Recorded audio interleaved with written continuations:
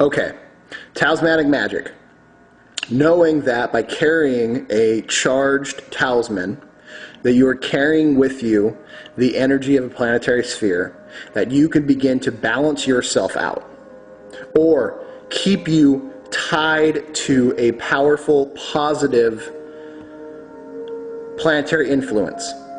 Now, it's one of those things that it's hard to tell. You need to, through a lot of self-introspection and a lot of observation, find out if you live in an area that you feel is purposely being flooded with one type of particular energy.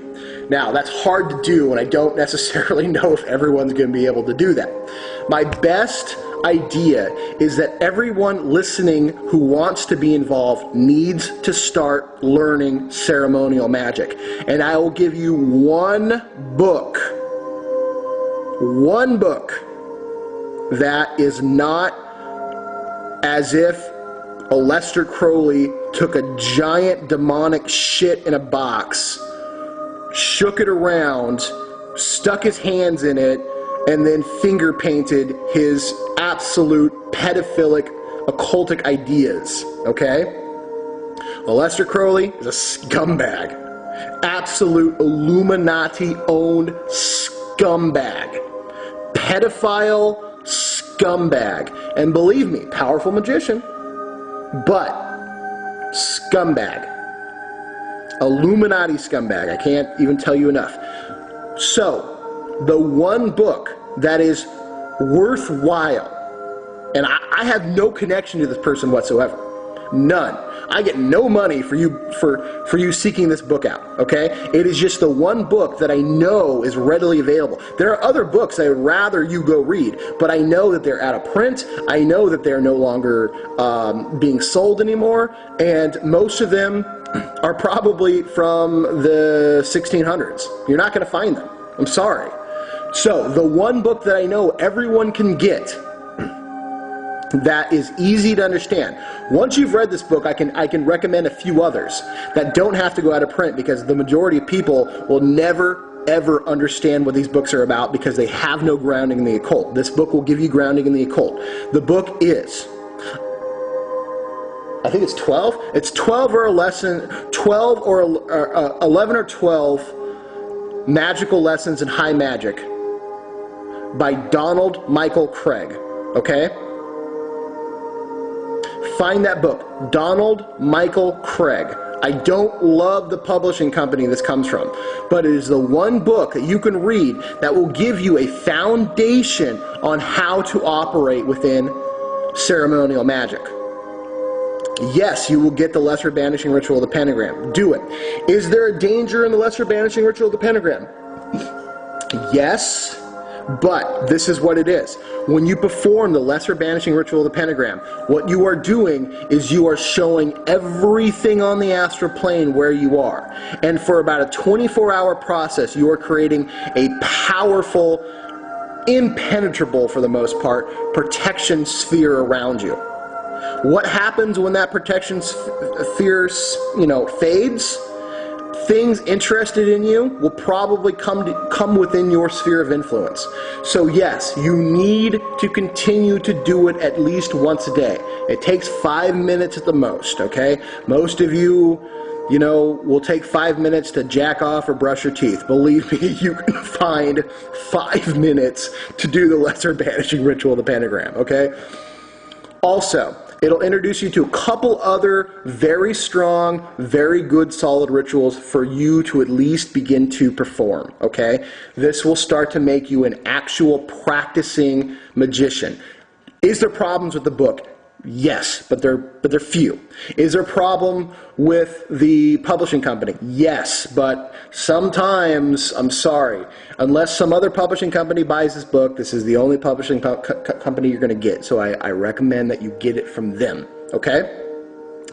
This book will give you a strong understanding of how the Kabbalah and how magical ceremonial operations work. And you need to begin to practice these, to learn about these, to make you an effective working magician, so you have a root, so you have a foundation, so you know how to create and perform rituals with the information that I give you. I can give you very strong, powerful stuff, but unfortunately I'm learning that just because I have 20 years of experience in this doesn't mean that most people even know the basic material foundational practices of powerful occult work. You know, we all learn our lessons. So I want you to be able to take the information that I give you and just plug it into your own foundation. But it's a strong foundation.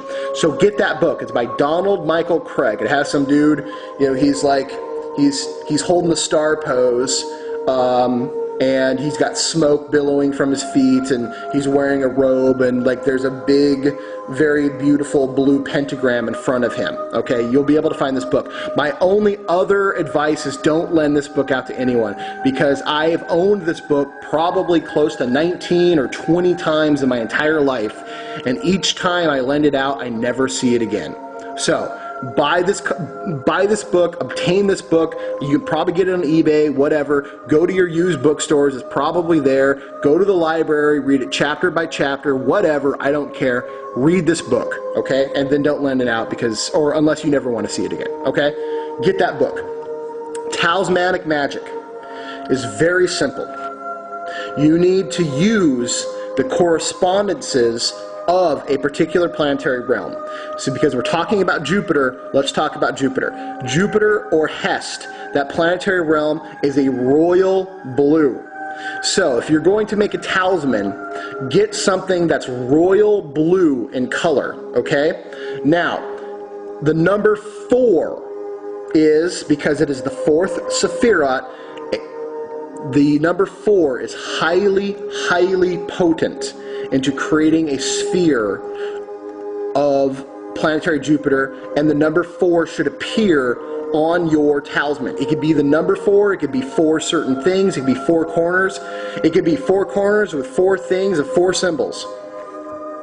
Okay? It just, or even better, you would use 16, which is 4 things, 4 symbols, 4 corners, and in multiples of 4. Okay, so you have 4 times 4, which is 16. Okay, yes, numerology plays a big part in this. 4. Think the number 4. Okay. Also, you need to work within the sphere of that operation. So if you are using Jupiter to limit, restrict, and put a person in a mental box, it's not going to work, because that's the operation of Saturn, not Jupiter. You need to use Jupiter for what it is. Use Jupiter to bring you good luck. Use Jupiter to increase your personal influence. Creating a talisman of Jupiter does all the things of Jupiter.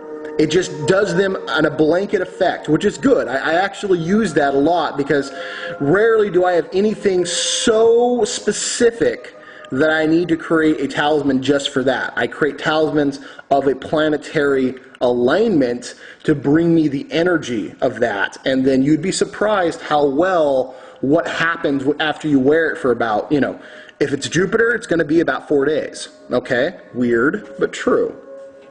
So, get, you know, also the planetary metal is tin.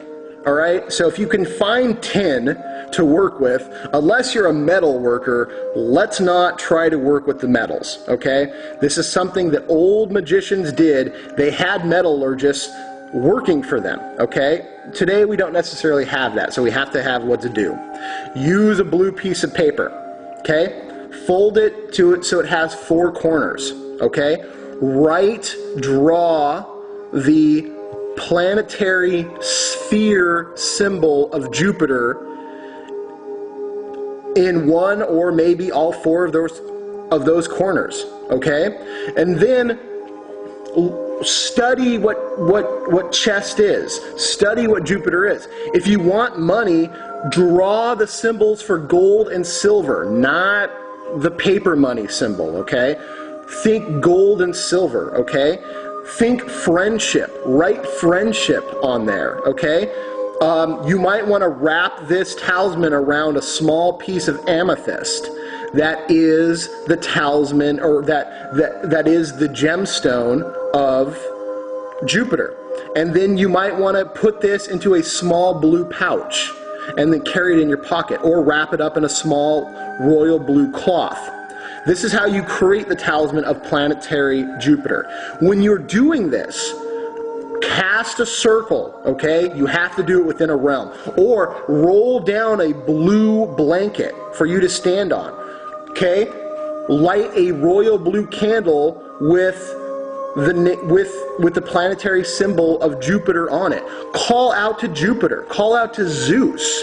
Ask them to bless you and direct their blue beam of Jupiter into your, your realm, your sphere of personal influence. Ask them to charge this talisman with the energies of Jupiter and all things that you would need to go out and be the energy of Jupiter, the merciful helping hand of the earth. Ask them you want to develop a hand strong enough to weld the sword of Mars. They'll know what that means, okay? You want to develop a hand strong enough to be worthy of the influence of the sun, worthy of Tiparath. They'll know what that means too. This is to balance you out. I mean, there's so much more, but I want to give you something simple so you could just go do it. So many people have never actually done a magical ritual before. Some people call me and are just, are like, some are even crying. They just, they don't know what to do.